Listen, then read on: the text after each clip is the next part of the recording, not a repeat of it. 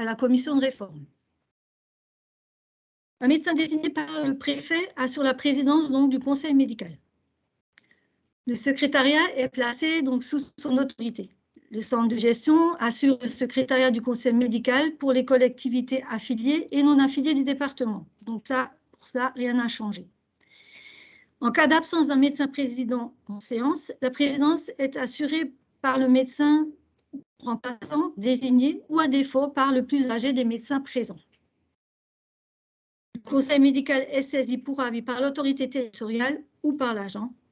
Par contre, dorénavant, le conseil médical communique à la collectivité et à l'agent l'avis rendu en séance. Donc, ce qu'on peut remarquer, c'est qu'on ne parle plus de médecins spécialistes, donc siégeront dans cette instance, dans le conseil médical, des médecins agréés qui soient généralistes ou spécialistes.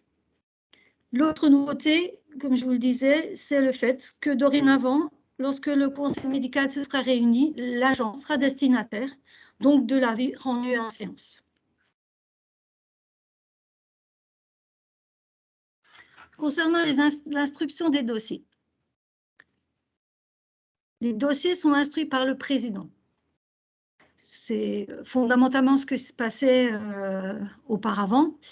Par contre, le président peut déléguer l'instruction à d'autres médecins du conseil médical. Et c'est le médecin qui est chargé de l'instruction qui décide, au regard des pièces du dossier, de l'opportunité de recourir à un médecin agréé pour faire une expertise ou non.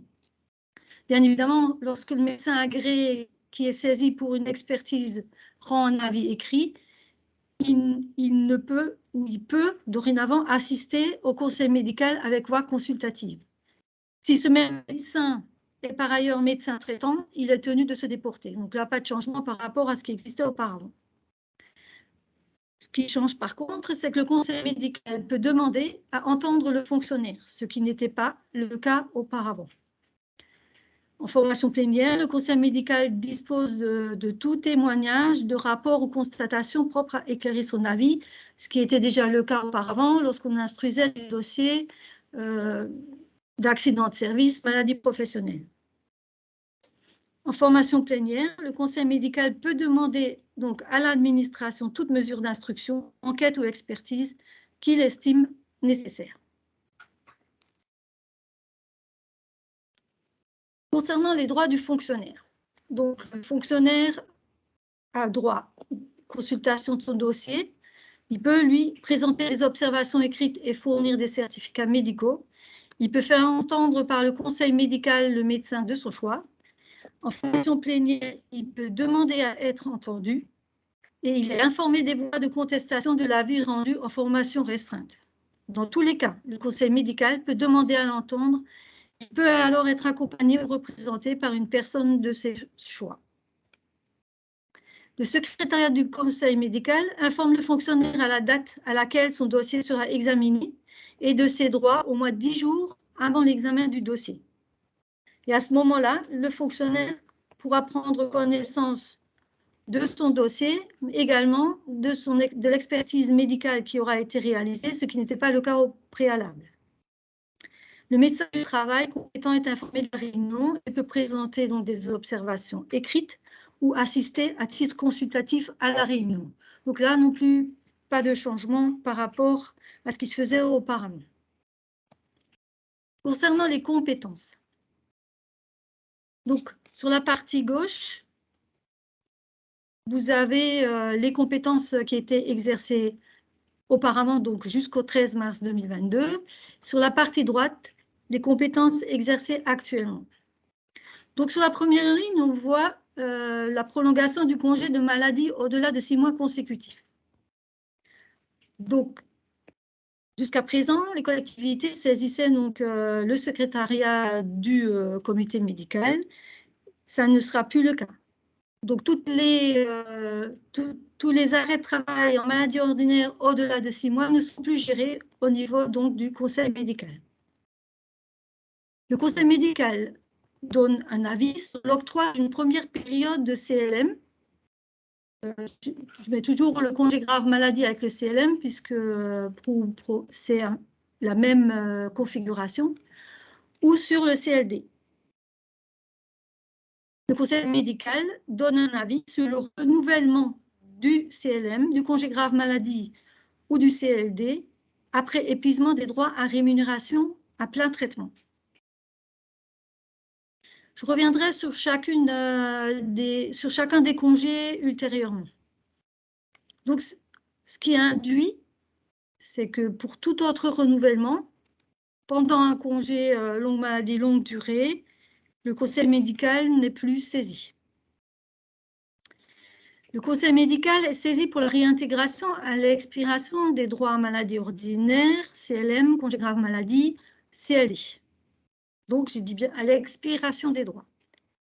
Il est consulté à la réintégration après CLM, congé grave maladie, CLD, lorsque le bénéficiaire de ce congé exerce des fonctions qui exigent des conditions de santé particulières. Donc, on reviendra sur cette notion qui, pour l'instant, n'a pas de définition, puisque le décret qui doit nous préciser quelles sont ces conditions de santé particulières n'est pas encore paru.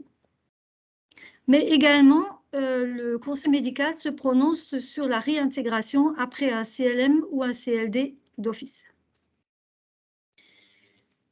Le conseil médical se prononce sur la mise en disponibilité d'office pour raison de santé et sur son renouvellement. Le conseil médical se prononce également sur le reclassement dans un autre emploi suite à une altération de l'état de santé du fonctionnaire. Donc, pas de changement par rapport auparavant. Le conseil médical est devenu, dans la nouvelle version, une instance de recours à plusieurs titres. Ce qui existait déjà auparavant, c'est la contestation d'un avis médical rendu par un médecin agréé lors de l'admission aux emplois publics. Donc là, je reprécise pour la nouvelle instance, on est toujours cette possibilité, sauf que la réglementation prévoit que les médecins agréés ne sont consultés que pour les fonctions qui exigent des conditions de santé particulières. Et donc, la contestation auprès du conseil médical ne peut se faire que dans ce cadre-là. Mais la contestation peut également se faire lors de l'octroi d'une période de maladie ordinaire ou le renouvellement d'un congé pour raison de santé. La contestation auprès du conseil médical peut se faire également à la réintégration à l'issue de ces congés, également sur le bénéfice d'un temps partiel pour raison de santé, si la collectivité qui a mandaté un médecin agréé et donc qui refuse l'octroi de ce temps partiel thérapeutique. Donc, cette disposition ne concerne pas les agents IRCANTEC, puisque le TPT relève de la CPM. Le conseil médical est également saisi pour contestation lorsque l'administration organise des visites de contrôle dans le cadre d'un congé de maladie ordinaire, d'un CLM, d'un congé grave maladie, d'un CLD ou d'un CITIS. Nous allons revenir tous ces éléments dans la deuxième partie du PowerPoint. Le conseil médical est également sollicité sur l'octroi de l'allocation temporaire d'invalidité et sur sa révision. Donc là, toujours pas de changement. Il est consulté sur l'invalidité imputable au service du stagiaire et l'ouverture d'une rente d'invalidité. Et il est également consulté dans les cas prévus pour le CITIS, donc le congé d'invalidité temporaire imputable au service. Je détaillerai tout à l'heure dans quelles conditions. Le conseil médical est également sollicité pour avis sur une maladie d'une cause exceptionnelle suite à un démouvement ou pour sauver la vie d'autrui et pour le congé imputable lors d'une guerre.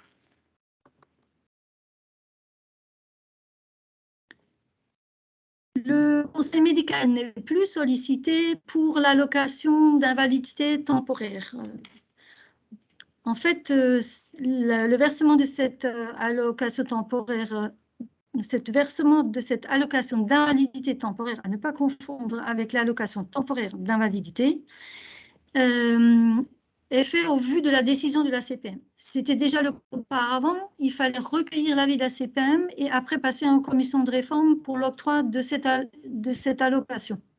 Sauf que maintenant, la décision de la CPM est suffisante pour le versement de l'allocation. Le conseil médical est bien évidemment consulté pour la radiation des cadres pour invalidité imputable et non imputable au service. Et dernière attribution, donc c'est la saisine pour des prestations et indemnisations relatives à la protection sociale des sapeurs-pompiers volontaires. Je vais aller un peu plus dans le détail de la gestion des congés. Donc, tout d'abord, la gestion de la maladie ordinaire. Donc, je rappelle que la maladie ordinaire doit être dûment constatée et mettre l'agent dans l'impossibilité d'exercer ses fonctions. Il faut que l'agent produise donc un avis d'interruption du travail d'un médecin, d'un chirurgien dentiste, d'une sage-femme.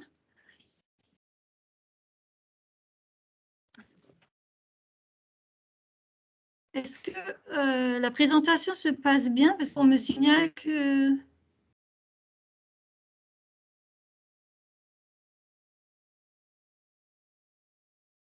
Est-ce que vous voyez toujours la présentation de PowerPoint? Oui, ça va. OK. Donc, on continue. N'hésitez pas à nous signaler parce que... Voilà. Parce que, en fait, moi, je n'ai pas de vision sur... comme le PowerPoint est affiché, je n'ai pas de vision sur la situation et sur le déroulement de la visio. OK, donc je reviens sur la gestion de la maladie ordinaire. Donc, on disait donc que l'agent doit produire donc un avis d'interruption du travail d'un médecin, d'un chirurgien dentiste, d'une sage-femme, qui précise donc la durée globale de l'incapacité, et cela dans un délai de 48 heures. Toujours le congé est possible sur une durée de 12 mois. Et l'autorité territoriale peut faire procéder à une visite de contrôle donc, du demandeur à tout moment. Et pour ça, elle informe l'agent par lettre recommandée avec accusé de réception. Et au moins une fois au-delà de 6 mois consécutifs de maladie, là aussi, elle informe l'agent par lettre recommandée avec accusé de réception. Donc en fait, la saisine du conseil médical n'est plus à faire pour les congés de maladie au-delà de 6 mois. Il vous appartient, donc il appartient aux collectivités territoriales de contrôler les agents au moins une fois au-delà des 6 mois. Bien évidemment, le contrôle peut se faire après chaque arrêt de travail. Donc, le conseil médical peut être saisi dans un délai de 2 mois pour avis par l'autorité territoriale ou par l'intéressé des conclusions du médecin agréé. Et pour ce faire, l'agent adresse donc une demande à son employeur. L'employeur a un délai de 3 semaines pour saisir le conseil médical qui doit en accuser réception. Et à défaut, l'agent saisit directement le conseil médical par lettre recommandée avec AR, accompagnée donc d'une copie de la demande qu'il a faite à l'employeur. Donc, dans le cas de la maladie ordinaire, il vous appartient donc de vérifier si les arrêts sont justifiés, de contrôler au moins une fois au-delà de 6 mois l'agent par un médecin agréé. Et si vous n'êtes pas d'accord, donc si la collectivité n'est pas d'accord ou si l'agent n'est pas d'accord sur l'expertise ou sur l'avis qu'a rendu le médecin agréé, vous avez la possibilité, l'agent a la possibilité de saisir le conseil médical pour contester l'avis du médecin agréé. Vous avez un délai de 3 semaines pour transmettre cette demande de contre-expertise au conseil médical. À défaut, l'agent peut saisir directement le conseil médical. Le conseil médical est également saisi au bout des 12 mois de congé maladie pendant une période de 12 mois consécutifs Et le fonctionnaire ne peut donc reprendre son service sans l'avis favorable donc, du conseil médical. Donc là, pas de changement par rapport à ce qu'il y avait précédemment. Concernant la gestion du congé longue maladie, grave maladie et du CLD, petit rappel, le congé de longue maladie, grave maladie, c'est l'impossibilité d'exercer ses fonctions. C'est une maladie grave et invalidante nécessitant un traitement et des soins prolongés. C'est une liste indicative ou sur avis du conseil médical. Le congé peut être octroyé pour une période de 3 à 6 mois sur une durée de 3 ans. Le congé de longue durée, toujours impossibilité d'exercer ses fonctions. C'est une maladie grave et invalidante nécessitant un traitement et des soins prolongés. Il relève de 5 affections spécifiques, la tuberculose, la maladie mentale, l'affection cancéreuse, la poliomyélite ou le déficit immunitaire et acquis. Période de 3 à 6 mois pour une durée de 5 ans. Donc, la gestion de ces congés commence donc toujours par une demande de l'agent d'activité ou par son représentant, donc un certificat d'un médecin précisant que l'agent est susceptible de bénéficier d'un CLM, d'un grave maladie ou d'un congé longue durée. Le médecin adresse au conseil médical un résumé de ses observations et toute pièce justificative de l'état de santé. Donc, les documents médicaux sont à adresser directement donc, au conseil médical. Le conseil médical est saisi pour l'octroi du CLM, du congé grave maladie, du CLD. Et le conseil médical donc, octroie ce congé pour une période de 3 à 6 mois. Le conseil médical est également saisi si l'agent a épuisé ses droits à rémunération à plein traitement. Donc, lorsque le fonctionnaire demande le renouvellement de son congé. Pour les autres cas, c'est-à-dire après la période de plein traitement, le renouvellement se fait sur demande du fonctionnaire à l'appui, avec un certificat médical à l'appui, et c'est à la collectivité de gérer les prolongations de congés de longue maladie, grave maladie, congés de longue durée. Excepté lorsqu'on est dans une situation de congé longue durée ou congé longue maladie d'office, où en fait, il faut à chaque renouvellement saisir un médecin agréé. Donc, comme je disais, pour le renouvellement du congé, l'agent produit à l'autorité territoriale un certificat médical indiquant que le congé initialement accordé doit être prolongé et la durée de la prolongation dans la limite de 3 à 6 mois.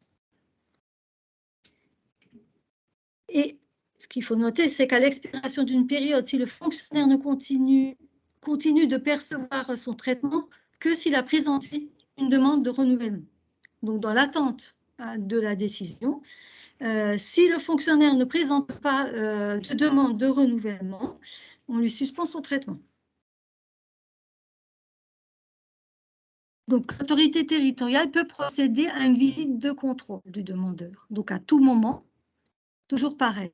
La visite de contrôle, l'agent est informé par lettre recommandée avec AR et elle doit avoir lieu au moins une fois, au moins, comme je le disais, au-delà des 6 mois de maladie, et elle en informe l'agent par lettre recommandée avec AR. Donc, pour tous les actes de contrôle qui sont effectués par les médecins agréés, la collectivité et l'agent peut saisir le conseil médical en contre-expertise pour contester donc l'avis rendu par le médecin. Donc, toujours dans les mêmes conditions, dans un délai de 2 mois. Auparavant, on n'avait pas ce délai de 2 mois. Et donc, en adressant la demande donc, à l'autorité territoriale qui, dans un délai de 3 semaines, doit saisir le conseil médical. Et à défaut de saisir le conseil médical, l'agent peut donc saisir directement l'employeur. Le fonctionnaire peut, au cours du congé, reprendre ses fonctions s'il transmet à l'autorité territoriale un certificat d'aptitude à la reprise. Il ne peut cependant pas reprendre sans l'avis favorable du conseil médical à la fin de ses droits à un congé longue maladie, grave maladie, congé longue durée, ou s'il souhaite réintégrer après un congé longue maladie, grave maladie, congé longue durée, lorsque il exerce des fonctions qui exigent des conditions de santé particulières ou dans le cadre d'un congé longue maladie, longue durée d'office.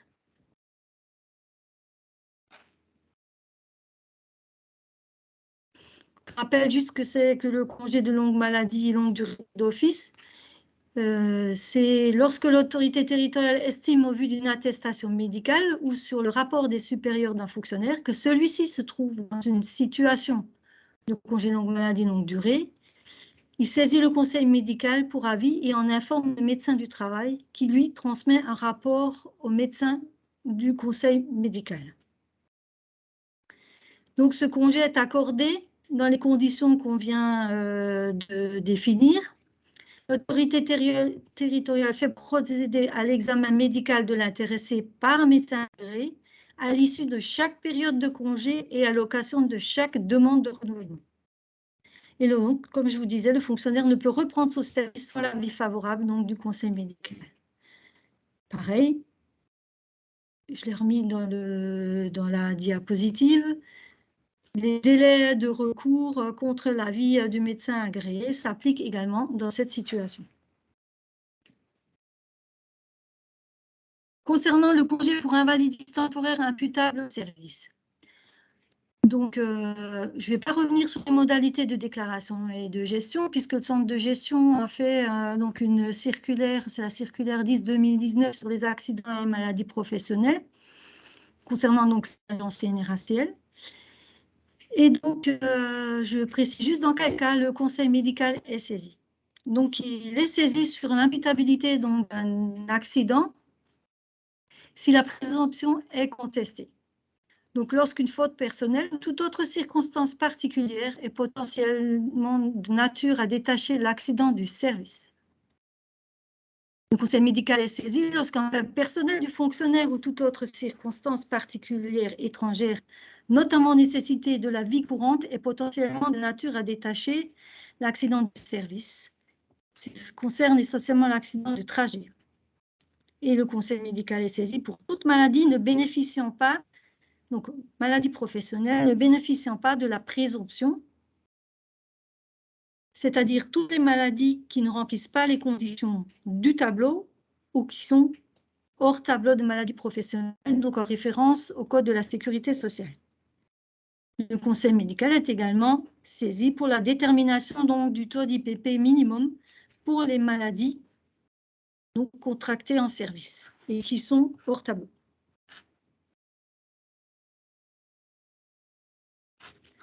Donc, lorsqu'un fonctionnaire est placé en congé pour invalidité temporaire imputable au service, l'autorité territoriale peut faire procéder à tout moment à une visite de contrôle par un médecin agréé. Ce dispositif existait déjà dans le décret. Alors, puisqu'on a eu une modification l'année dernière concernant le CITIS, mais il n'est pas précisé quelles sont les modalités en fait pour procéder à cette visite. Bon, par analogie, il semblerait normal que les modalités de communication par rapport à cette visite de contrôle soient les mêmes que celles qui ont été amenées par le nouveau décret, c'est-à-dire une information par lettre recommandée avec AR. Idem pour la visite la visite de contrôle que l'autorité territoriale doit faire après 6 mois de CITIS et au-delà de 6 mois pour un congé qui a plus de 6 mois, pardon. Et donc avant. Voilà. Également, le conseil médical est saisi en instance de recours dans un délai de 2 mois, toujours dans les mêmes conditions par l'autorité territoriale ou par l'intéressé, des conclusions du médecin agréé. concernant la gestion du TPT, l'autorisation de services à temps partiel thérapeutique. Pareil, les modalités de déclaration de gestion, vous pouvez consulter donc la circulaire 11/2021 sur le temps partiel pour raison thérapeutique. Donc, toujours pas de changement sur la demande d'autorisation de servir à temps partiel thérapeutique, donc avec certificat médical qui mentionne la quotité, la durée et les modalités d'exercice. Ce TPT prend effet donc à la date de la demande de l'agent, toujours pour une période de 1 à 3 mois dans la limite d'1 année. Au-delà de 3 mois, l'autorité territoriale fait procéder sans délai à l'examen du demandeur par un médecin agréé. Donc, cette disposition ne concerne pas les agents qui relèvent de l'IRCANTEC, puisque je rappelle qu'ils dépendent de la CPAM. Et donc, dans le cas où l'agent n'est pas d'accord avec les conclusions du médecin agréé, ni l'agent, ni l'autorité territoriale, le conseil médical peut être saisi d'un recours donc, dans le délai de 2 mois.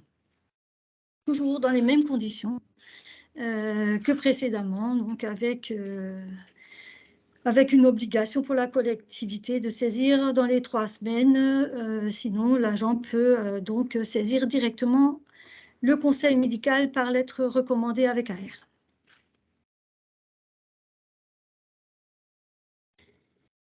Donc, on a balayé les congés pour inaptitude physique et l'interaction donc avec le conseil médical.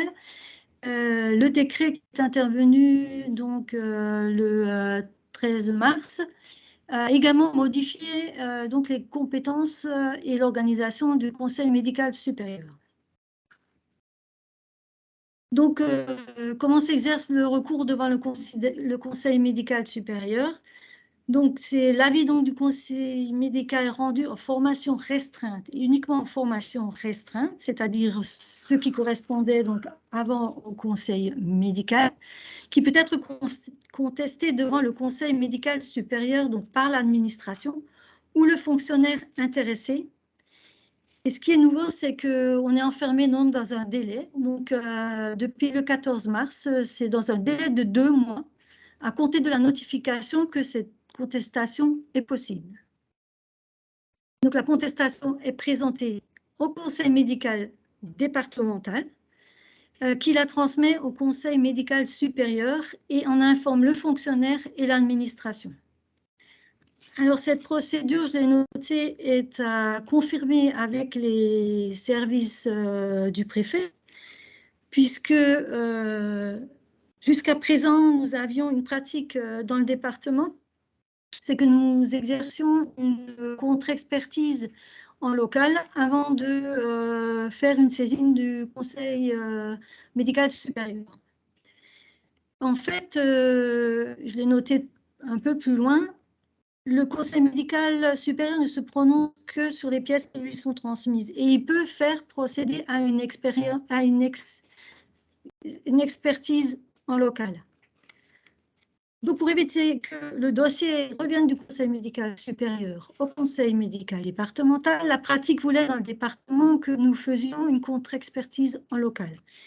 Cette pratique, pour l'instant, n'a pas été confirmée par les services du préfet, puisque le problème étant le délai qui est prévu par la réglementation, puisqu'il ne sera absolument pas possible de faire en local une seconde expertise en respectant un délai de 2 mois de transmission donc au comité médical supérieur de l'avis contesté. Par contre, ce qui nous est dit, c'est que suite donc à la transmission de la contestation de l'avis donc de la collectivité ou de l'agent, en l'absence d'avis émis par le conseil médical supérieur dans le délai de 4 mois après la date à laquelle il dispose du dossier, l'avis du conseil médical en formation restreinte est réputé confirmé. Ce délai est suspendu lorsque le conseil médical supérieur fait procéder à une expertise médicale complémentaire. Donc, en l'absence de réponse du conseil médical supérieur dans un délai de 4 mois, Et en l'absence de nouvelles expertises demandées par le Conseil médical supérieur, l'avis du Conseil médical départemental est confirmé. Et de fait, l'administration doit rendre une nouvelle décision, soit au vu de l'avis du Conseil médical supérieur qu'il a réceptionné, soit à l'expiration du délai de 4 mois, prévu donc à l'alinéa précédent. Cette nouvelle décision permettra donc à l'agent d'exercer son droit de recours légal de 2 mois.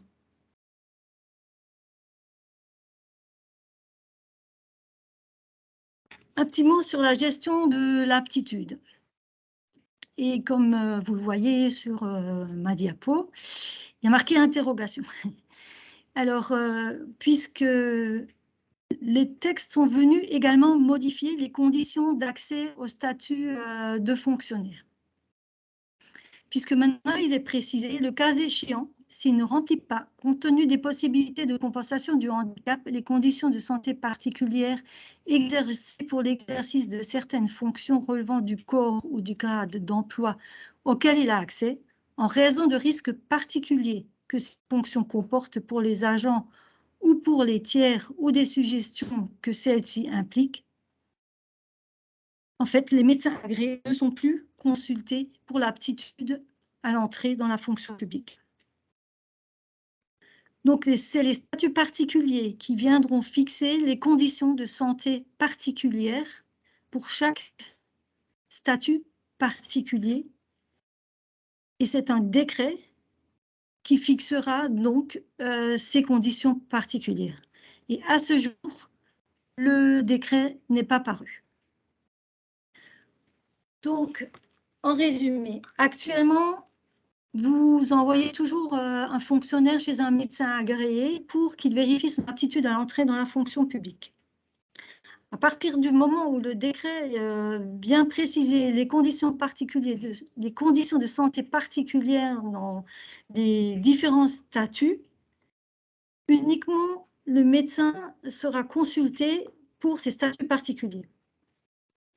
Et la seule visite à l'entrée dans la fonction publique, ce sera celle qui sera effectuée par le médecin de prévention. Donc, toute la gestion, en fait, de l'aptitude dans la fonction publique sera redéfinie et par décret, je pense, spécifique, soit lié et certainement lié à la médecine du travail, pour lequel on attend effectivement un décret qui doit paraître et qui a été annoncé. Et donc, dans l'attente de ce décret, on continue de gérer comme auparavant. Mais sachez que c'est pour ça que depuis le début, tous les textes qui concernent le conseil médical, on a des précisions et des situations bien précises auxquelles le conseil médical va donner un avis et qui font référence donc à ces conditions de santé particulières. Mais à ce jour, on n'a pas d'informations sur ces conditions particulières.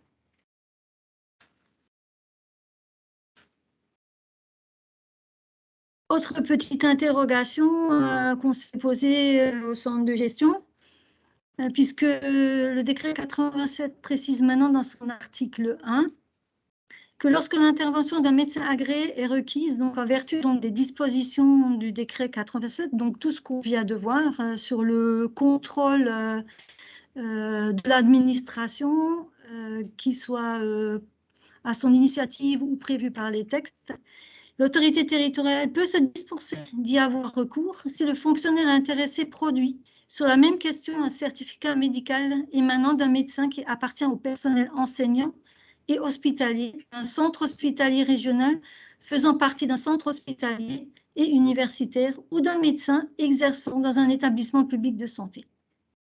Ce qui veut dire que si votre agent fournit un rapport d'hospitalisation, un rapport d'un praticien hospitalier, vous pouvez vous dispenser de recourir à un médecin agréé. Cependant, je pense qu'il convient d'être vigilant sur cette procédure, puisque si le fonctionnaire vous transmet un certificat d'un praticien hospitalier, forcément, la spécialité de ce praticien sera indiquée sur le certificat. Et je trouve que cet article 1 pose vraiment question et peut poser souci sur la préservation du secret médical. Donc, ce que l'on recommande, c'est lorsqu'il y a besoin d'une intervention d'un médecin agréé, c'est de mandater un médecin généraliste, notamment dans le cadre du contrôle. À ce moment-là, dans le cadre du contrôle, de lui poser uniquement les questions qui concernent donc des congés pour inaptitude et qui portent sur le fait de savoir si le congé est toujours justifié ou si le congé est justifié, si la prolongation est justifiée, pour quelle période, si la reprise est possible, dans quel délai. Je pense que toute autre question pourrait être compliquée parce que je vous rappelle qu'en tant qu'employeur, vous ne devez pas et vous n'avez pas connaissance des pathologies dont souffrent vos agents. Et au-delà de cela, la préservation du secret médical est vraiment quelque chose d'incontournable.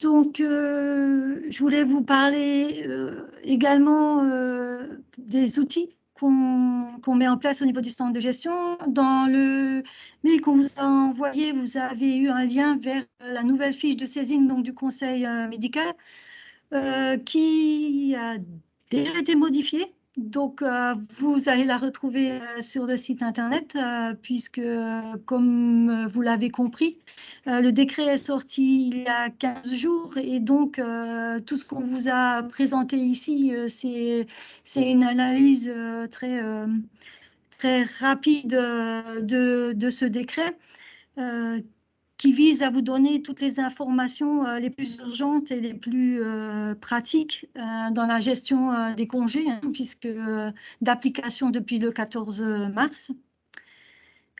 On va également procéder donc à la mise à jour de la documentation qui se trouve sur le site internet. Et bien évidemment, vous avez à votre disposition tous les services du centre de gestion, que ce soit le conseil statutaire, le conseil médical, la documentation, le service prévention, enfin, voilà, tous les services qui, de par leurs différents domaines, peuvent vous apporter des éléments complémentaires. Voilà, donc pour ma part, j'ai essayé d'aborder rapidement l'ensemble des différentes modifications qui ont été introduites par le nouveau décret et qui ont modifié le décret 87-602. Et donc, si vous voulez, nous allons passer donc à la phase de questions, s'il y en a, si on a eu. Alors, qui demande si l'agent conteste, est-ce qu'il perçoit sa rémunération pendant la contestation? Alors, on a une question qui nous a été posée. Sur la si l'agent conteste, est-ce que sa rémunération est maintenue pendant la contestation, hein? Alors, s'il est dans le cadre, donc, s'il a fait une demande de prolongation, donc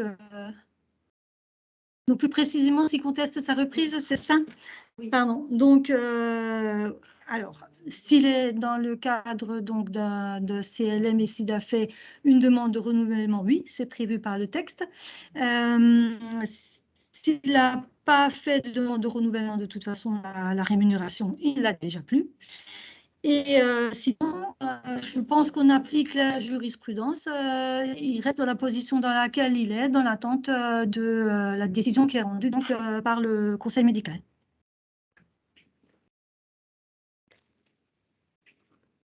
qu'on a une autre question? Si les médecins généralistes sont informés de cette évolution.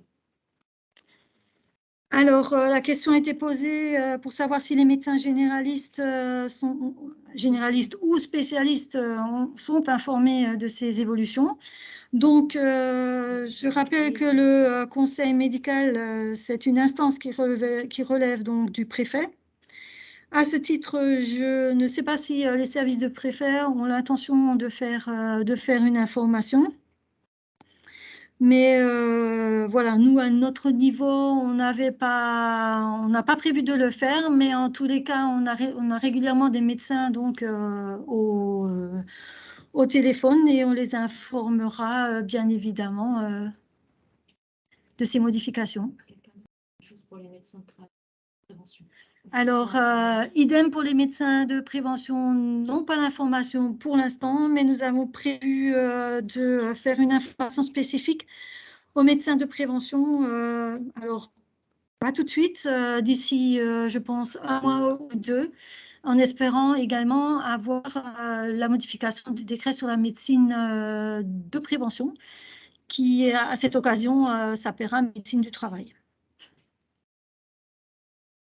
Il demande si les modalités de qualification du CLM en CLD sont à changer.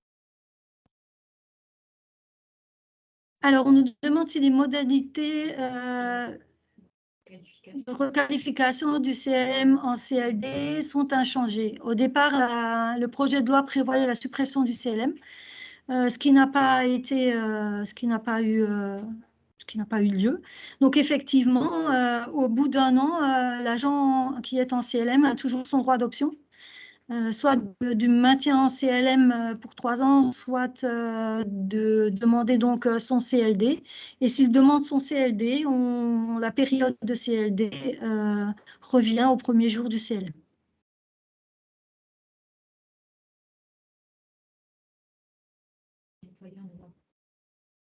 Il faudra un généraliste. Donc,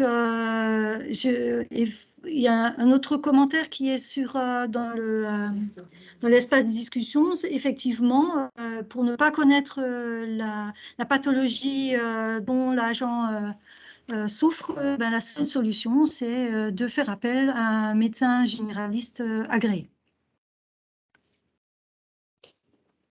On est en train de voir si d'autres questions.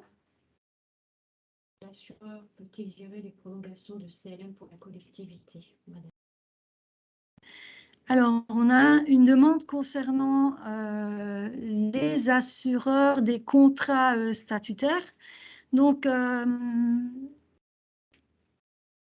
je n'ai pas eu le temps de les contacter parce que je rappelle quand même que les contrats, notamment ceux du centre de gestion auxquels adhèrent les collectivités, sont calés sur la réglementation. Et effectivement, la prolongation, par exemple, au-delà de 6 mois et de l'avis du conseil médical rendu dans cette situation est une thèse obligatoire. Je ne connais pas la position des assureurs concernant la modification du décret, mais nous allons rapidement les consulter et voir pour eux ce qui devient impératif. En tout état de cause, les contrats déjà actuels ne prévoient pas la substitution par l'assureur des obligations que les collectivités doivent remplir en matière donc, de gestion d'inaptitude et de congé d'inaptitude. Donc, si je reviens par exemple sur le CITIS où il fallait déjà contrôler l'agent après 6 mois de congé, c'est quelque chose que l'assureur ne prenait pas en charge vu que c'était une obligation réglementaire qui est donnée à la collectivité. Il relève de la collectivité. Les agents en CLM ou en CLD cotisent annuellement leur droit à la retraite. Alors, on a posé une question concernant la retraite, les droits à la retraite des agents en CLM et en CLD. Alors, je ne suis pas spécialiste, mais oui, les agents cotisent pour leur retraite en CLM et en CLD. Je vous invite à prendre attache auprès du service retraite du centre de gestion pour avoir plus de renseignements à ce sujet. Les changements d'agent ou de... Alors, la question qui consiste à savoir si on doit communiquer aux agents ou si on doit attendre que les agents aient l'information. Je pense notamment concernant les modifications réglementaires. Alors, il faut savoir que nous avons une obligation d'information. Donc, sur les courriers qui vont sortir, qui concernent les recours devant le conseil médical supérieur, ça figurera. Les recours de manière générique, il me semble que vous devez les indiquer aux agents. Ensuite, moi, ce qui me paraît important, c'est de donner des informations concernant les conditions d'octroi des CLM et des CLD. Parce que comme on ne voit plus au niveau du conseil médical, les agents, on les voit, enfin, on peut ne voir que ces agents au bout de 12 mois de maladie ordinaire. Pour les agents qui relèvent de pathologie, CLM ou CLD, il serait quand même pertinent qu'ils aient connaissance de la possibilité qu'ils ont de faire ce type de demande, parce que sinon, on va retrouver des agents en 12 mois en maladie ordinaire, pour lesquels on va éventuellement attribuer un CLM rétroactivement. Alors, je sais que c'est tout à fait possible, mais je sais combien c'est difficile la régularisation des traitements, des fiches de paye, si l'agent a une prévoyance. Donc, voilà. Je pense que l'information pour le bénéfice d'un congé longue maladie longue durée, je pense qu'elle peut être très pertinente et relativement en amont. Alors, pas sous forme, bien sûr, d'informations individuelles, mais sous forme d'informations génériques adressées à tout le monde pour ne pas stigmatiser les agents. Quelles sont les possibilités de l'employeur lorsqu'un agent souhaiterait intégrer ses fonctions en cours de CLM, CGM, CLD et que l'employeur a des doutes quant à son aptitude à reprendre le travail? Donc, la question qui est posée, la réintégration pendant un CLM, CLD, donc faisant abstraction de toute condition particulière ou d'un CLM, CLD d'office. Donc, effectivement, l'agent peut réintégrer sur production d'un certificat médical de son médecin traitant qui dit qu'il est apte à reprendre. Donc, si la collectivité a un doute, c'est la saisine d'un médecin agréé. Et donc, la collectivité doit communiquer donc, la décision, l'avis à l'agent qui, derrière, pourra contester cet avis, la décision qui sera prise sur la base de cet avis.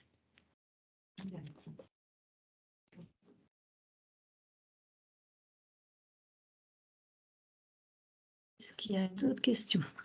Alors, sur la question relative à la saisine d'un généraliste, l'interrogation portait sur le refus du médecin généraliste de statuer, estimant que seul un spécialiste peut statuer. Avez-vous des précisions? Alors, on a effectivement, donc la question est le refus d'un médecin généraliste de statuer sur une spécialité, parce qu'il peut se dire incompétent et renvoyer vers un spécialiste. Dans ces cas-là, alors je pense que ce qu'il convient de faire, c'est de bien préciser, peut-être dans la lettre de saisine, au médecin agréé qu'il peut se reporter sur un spécialiste, mais que dans ce cas-là, ce serait... Alors soit c'est lui qui recueille l'avis du médecin spécialiste, soit enfin, en tout cas, c'est pas, enfin, faut essayer en sorte que la collectivité, que ce ne soit pas elle qui saisisse le médecin, le spécialiste. Donc, soit c'est lui qui fait appel à un spécialiste, ce qu'il peut très bien faire, et après, c'est lui qui recueille les conclusions et qui fait que des conclusions administratives, hein, je vous rappelle, hein, c'est vrai que c'est extrêmement compliqué. Souvent, quand vous recevez les expertises, même que ce soit des expertises donc, en accident de travail ou en maladie professionnelle, vous avez en fait un flot d'informations que vous ne devriez pas avoir. Mais il existe une procédure concernant la médecine agréée qui précise bien que le médecin agréé doit faire des conclusions administratives et s'il fait des conclusions, enfin s'il fait une expertise médicale, tout ce qui concerne la partie médicale doit être doit être soupli ou doit être fermé. Donc, c'est vrai que c'est souvent par manque de temps ou manque d'information que les médecins agréés ne font pas la différence parce que ils ont aussi, enfin, c'est un peu spécifique à la fonction publique, hein. Normalement, les employeurs n'ont pas de lien direct avec les médecins.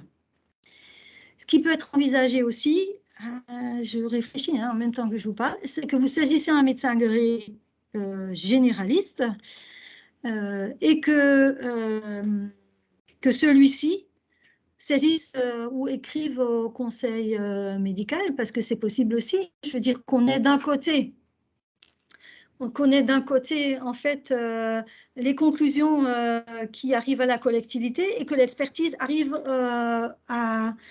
au conseil médical.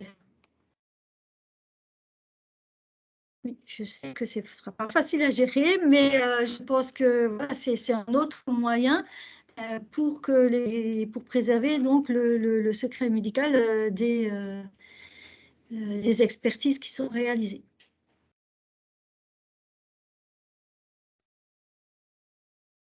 Est-ce qu'il y a d'autres questions? La procédure de demande de retraite pour invalidité a-t-elle changé, M. Zinger? Alors, la procédure de retraite pour invalidité. Alors, est-ce qu'elle a changé? Alors, au vu des textes, et pour l'instant, nous ne savons pas comment va s'articuler le fonctionnement entre la formation restreinte et la formation plénière. Parce que la formation restreinte va être consultée dans le cadre d'un congé longue maladie de longue durée pour la réintégration, donc pour l'aptitude à reprendre.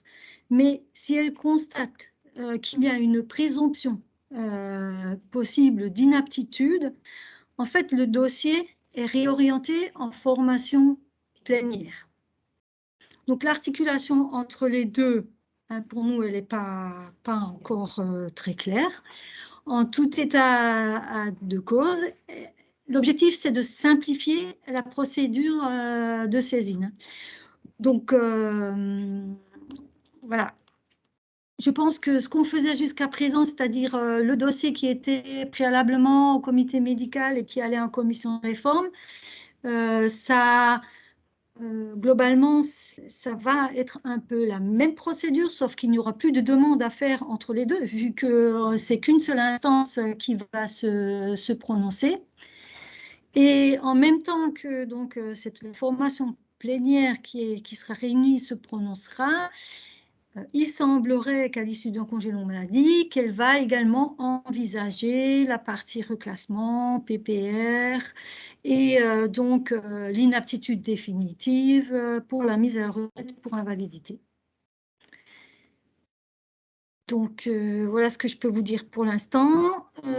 Sur la retraite simplifiée, on n'a pas d'informations, mais il me semble que la retraite simplifiée, c'était une décision de la CNRACL. Donc ça également, il faudra qu'on regarde si cette procédure s'applique toujours. Je ne sais pas si j'ai répondu. Encore quelques questions. Auparavant, Madame Muller, auparavant, en cas de contestation d'un avis du CMD, l'agent pouvait demander un nouvel examen sur la base de nouveaux éléments du CMD. Ce recours est-il toujours possible devant le conseil médical? Donc, on nous demande le réexamen réexamen devant le conseil médical départemental. Donc, je resitue la procédure. Dans certains cas, l'avis du conseil médical précisait que l'agent était apte à reprise, sauf éléments médicaux nouveaux. Alors, c'était également une pratique orinoise qui disait que, enfin, c'est un souhait des médecins, qui voulait inciter l'agent à reprendre et en fonction des possibilités de la reprise et de la reprise effective, permettre un réexamen de la situation.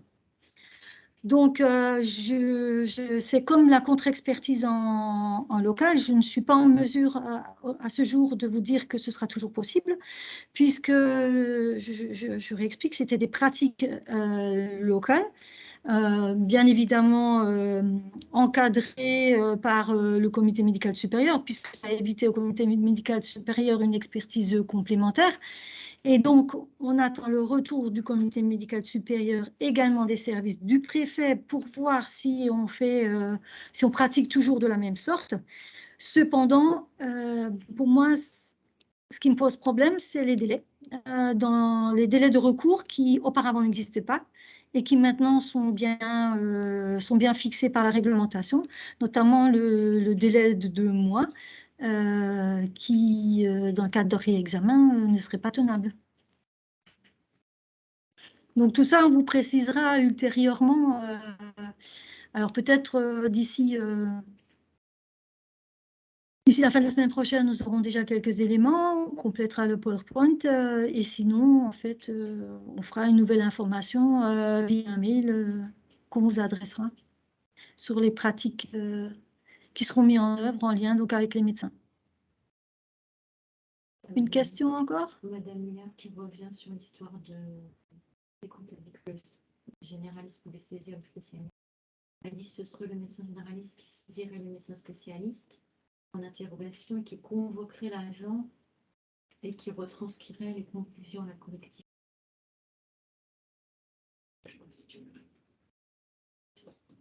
Une autre question? La mise en déo pour épuisement des droits à maladie ordinaire peut-elle toujours être prolongée au-delà de 2 ans? Oui. Si oui, comment? Avant, il y avait la commission de réforme.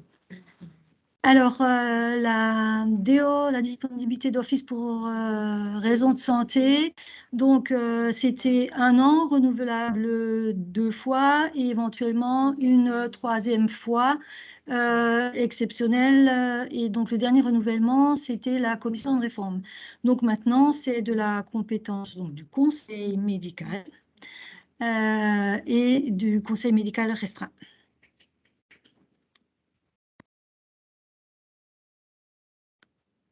Voilà. Donc, je crois qu'on a fait le tour des questions. Pour les questions auxquelles on n'aurait pas répondu, on va les reprendre hein, et puis on va faire des réponses directes. Il y a encore une question et alors on arrêtera. Pour un agent qui a 2 ans et demi de CLM, le conseil médical n'était pas amené à statuer sur la dernière. N'étant pas amené à statuer quant à la dernière prolongation, à quel moment est-il opportun de saisir le conseil médical pour la réintégration et l'inaptitude aux fonctions? Alors, j'ai une question sur un CLM qui est octroyé depuis 2 ans et demi. Et donc, la collectivité saisit pour la dernière période le conseil médical et la réintégration où sera envisagée donc également la validité, enfin les questions qu'on voyait auparavant. Oui. Mais effectivement, le conseil médical est saisi pour la dernière période et c'est à ce moment-là aussi qu'on voit l'invalidité.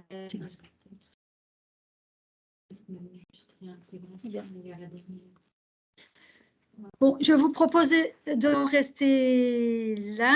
Je sais que c'est un sujet qui